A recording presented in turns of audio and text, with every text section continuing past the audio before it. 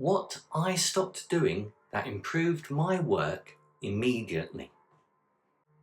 Most creative advice is about what to add, a new technique, a new process, a new habit, a new plugin, a new paint. But what if some of what you're already doing is the problem?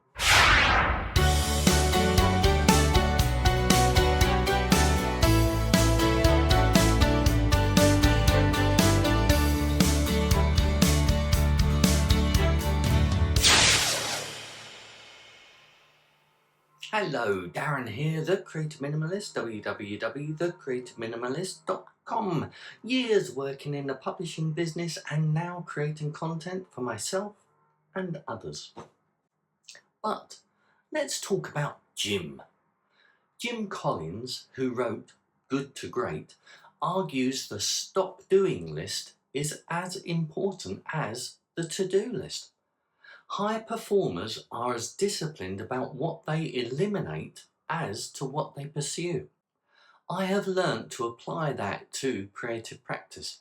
Three specific things worth stopping.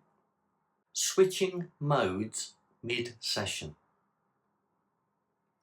There are two different mental states in creative work: generative mode, making, and evaluative or evaluating mode, judging.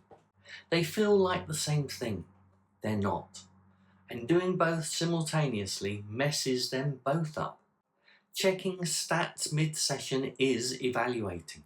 Seeking feedback before something is finished is evaluating.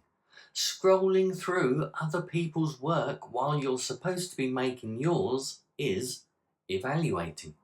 Research on context switching shows it takes an average of 23 minutes to fully refocus after each interruption. In a 60-minute session, one distraction can cost you nearly half of it. Are you listening, Darren? The fix is structural. Close the tabs. Turn off notifications. Make evaluative mode physically unavailable during the making window. Some examples across the creative disciplines: the musician resisting the urge to check streams mid-session, the writer rereading yesterday's chapter instead of moving forward, the painter posting each stage while the canvas is still wet, or the filmmaker reviewing rushes before the shoot is done. They're all valid things, but try to separate them. Starting before finishing. Creative work has a gravitational pull towards new beginnings. The new idea, ooh, shiny. The current work in progress has lost its sheen. But every unfinished project carries a quiet cognitive weight, and the more of them there are, the heavier the collective load. There's also the lessons that you miss. Finishing is a skill entirely separate from starting, and you only develop it by doing it.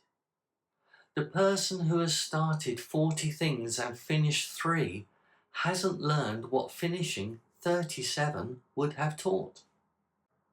When I started finishing things before starting new ones, the mental load got lighter, and what I completed got better, because I had to work through the difficult middle rather than escape into a new beginning.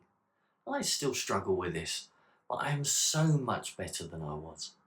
Although one important practical thing: capture the new idea somewhere safe so you don't lose it. Then deliberately return to the current project. Hopefully the distraction won't cost you too much. Trying to make each piece do everything. Every creative piece has a natural scope.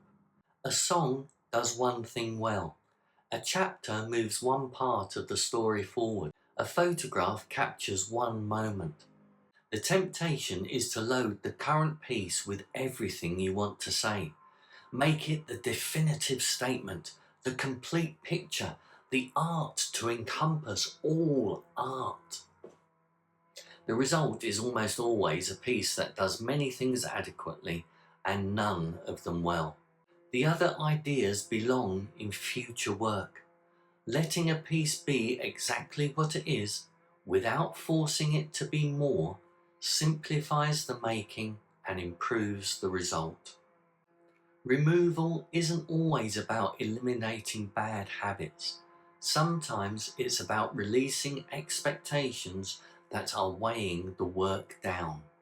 So in closing, the question worth asking directly: what am I currently doing in my creative process that isn't actually helping?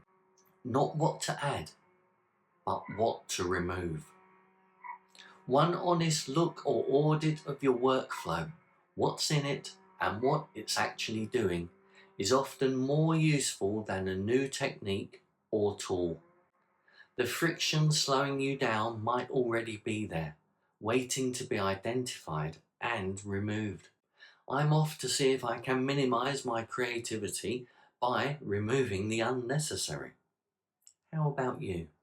Stay safe and keep creating. I'll see you soon. Bye.